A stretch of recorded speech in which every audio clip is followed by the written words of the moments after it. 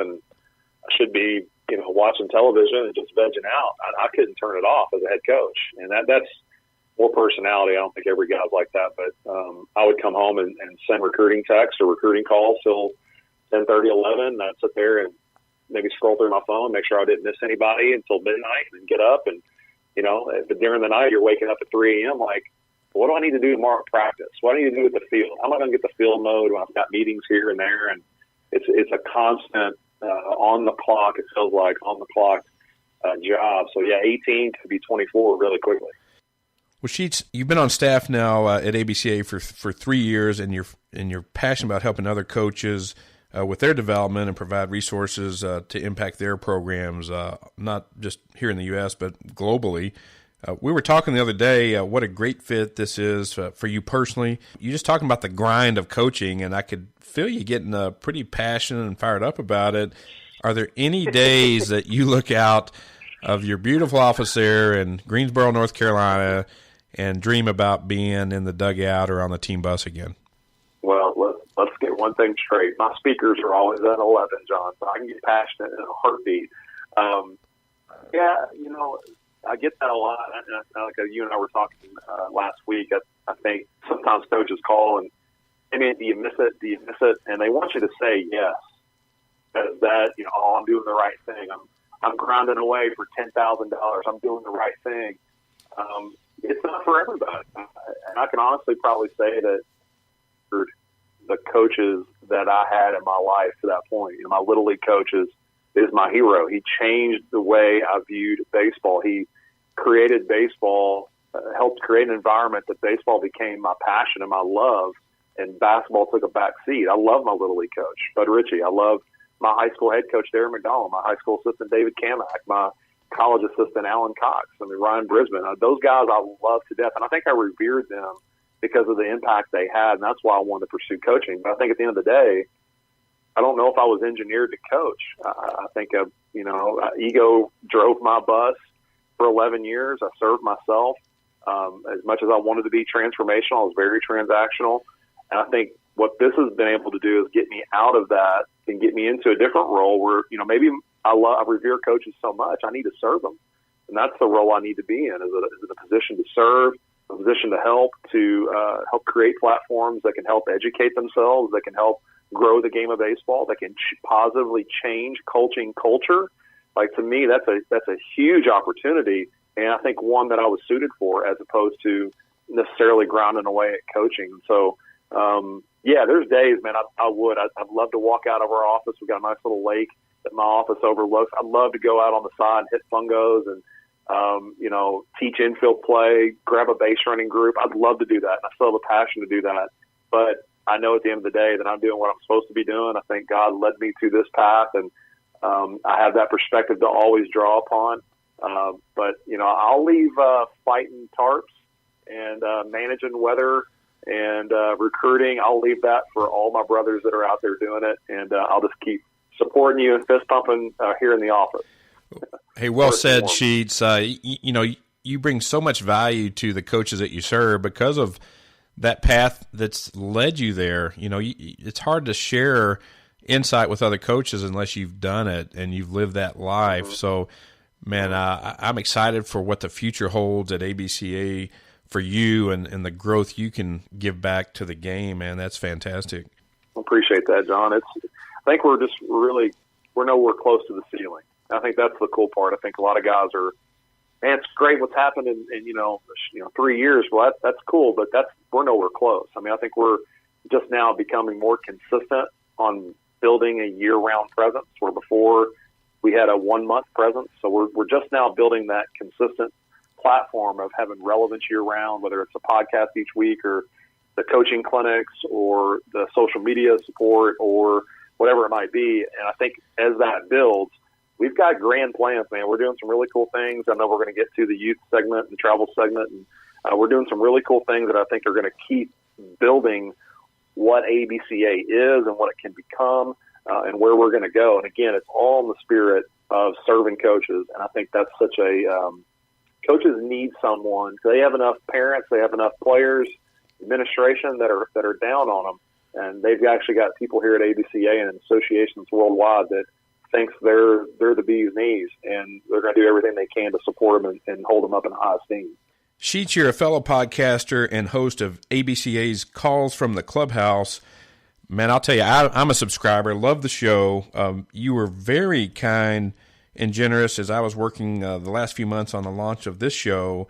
Man, I really appreciate that. You opened up your coaching playbook to me to help me avoid some of the potholes that you went through along the way, and I think that's just the coach mentality in you. You know, all coaches want to help not only their players but fellow coaches, and Sure. I really appreciate your help on that. But hey, I've got to ask you, when you were in the coaching grind, you talked about K. Wood Lefford earlier. Did you think back while you were coaching that you would ever have your own show reaching thousands of coaches? No.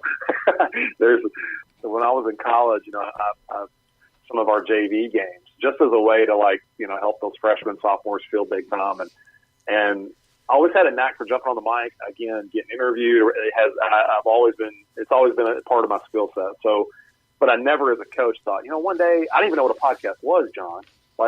Until we started the one at ABCA, I had listened to 3 podcasts and they were on my computer. I went to the website and clicked it.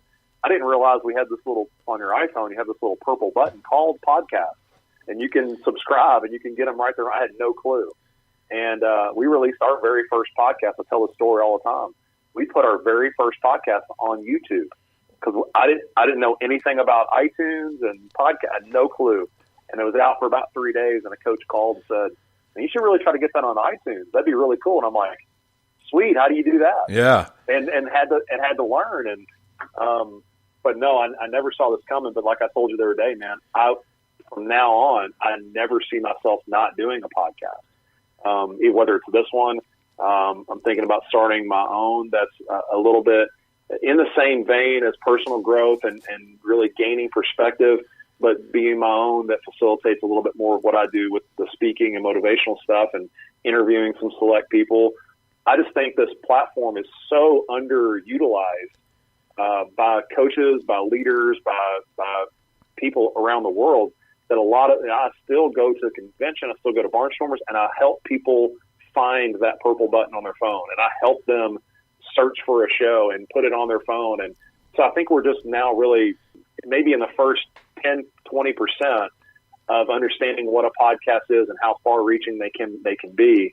So no, I see this being part of my life and what I do moving forward, and I'm excited about yours taking off and excited to support it. Just like, the many others that are out there ahead of the game with Jonathan Gellner is there in Frisco, and the guys at the farm system up in Utah, and they're popping up all over the place.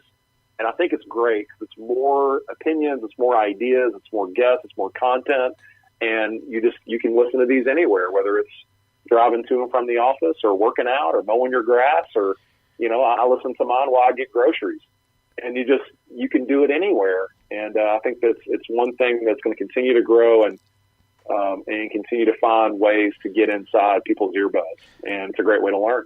Yeah, what's so cool, Sheets, is, to work the kinks out of this show before I launched it, I volunteered at one of the local high schools here in the Denton, Texas area, and I'm doing a weekly show with the coach and some of the players. We get some post-game comments. And I figured out how to upload that to iTunes. And I'm like, man, how cool is this? Hitting a couple buttons, from the platform, sending it to iTunes. And wow, yep. Apple iTunes, it's just so cool. And then I get a comment from, I think it was a grandparent or a sibling that lives way outside this area that says, "I really thank you for doing that because I can stay engaged and in tune to what's going on with the baseball program. Like you said, while I'm at my local gym or I'm driving, the freeways of California, listening to Apple CarPlay. People are commuting, and it's just a great way to communicate with people. And like you said, I really look forward to sharing ideas and helping both of us reach more, not just baseball people, but a lot of these messages transcend well beyond the game to people's personal lives, their business lives. It's just phenomenal. Yes, it is. You now have that a platform, to bring that message and unique perspectives from other coaches through the technology of podcasting, that was historically only shared a few times a year during the coaches clinics. That was the traditional way to get information to coaches during the off season. This is a great segue. How do you think technology is impacting the development of both coaches and players? Oh man, I'm still trying to wrap my mind around it each and every day, because I think I'm not tech savvy by nature, and I know you and I talked through editing and producing and mixing boards and microphones, and that's just not my wheelhouse. It's grabbing a mic and talking is one thing, but making sure that all your levels are set and your chords are in the right way and Skype is recording and whatever it might be is just not, doesn't come easy. So I'm learning something every day. I'm really trying to wrap my mind around the new technologies that are in the training side of the game, whether that's TrackMan or StatCast or blast motion sensors, Diamond Kinetics, whatever it might be. And whether it's coaches or players, looking at what guys are getting out of podcasts, whether that was a time in the car where they pumped music. I know I've commuted a lot, put about 300,000 miles on my old car, recruiting and traveling, and I would listen to music. And those were, 6-hour trips, 10-hour trips, 30-minute trips that I could have listened to a podcast and got better. I've got a lot of coaches that listen to our show here at ABCA that share it with their teams and their players, which I think is the coolest thing ever. So if I'm that's awesome. They're on the bus. On the bus, or hey, we're going to talk about base running, but now go back and listen to this podcast, and you'll hear, so now that coach gets the immediate pat on the back from some elite level coach that these players know and look up to and see their team on TV, and they're like, oh man, we're doing the exact same system they use. Oh, now it all makes sense. And I think there's just a great way to blend those two. You cannot underappreciate what Twitter is doing for coaching in terms of the ability to share ideas, the ability to, share resources, the ability to put articles out, to put data, all the, images, pictures, and create an environment where, for the most part, it stays positive, it stays in a spirit of learning. I'm anti, the coaches that feel like they've got to find a way to put their stamp on the game. So it's, you either teach hitting this way or you don't have hitting figured out. There are no, Sherry Weinstein always drops this, there are no absolutes in this game. So you've got to find what works for each individual player. And I think even if you scroll through Twitter and you follow the right people, you can gain 1,000 perspectives on how to connect with 1,000 different players.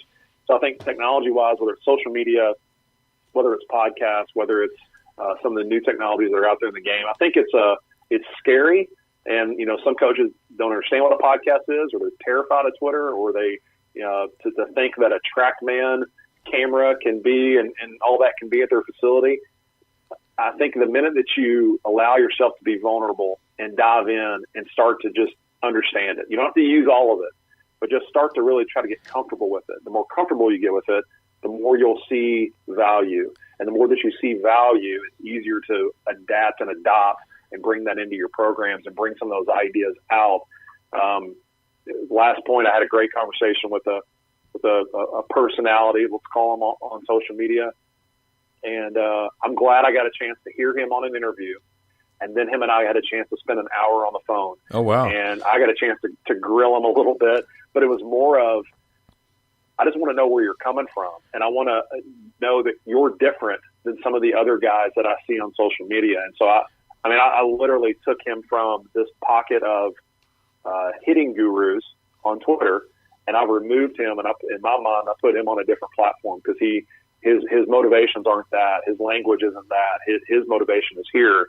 And I think to his point that we talked about was, I think coaches try to, again, absolute things and fundamentals. I think they try to stay rooted in what they do. But, A.J. Hinch said this at our convention. I've heard 1,000 different coaches say it 1,000 different ways. If you're still teaching hitting the same way you did 20 years ago, you're cheating kids, because you've got to change. You've got to try something different. You've got to say something different. Not that the pillars all need to be wiped clean every year, but you need to think of a new way to get the same point across, because that player that's now you're coaching in 2018, he's different than the guy you had in 1998. You've got to find a way to say it differently, think differently, see it from a different perspective.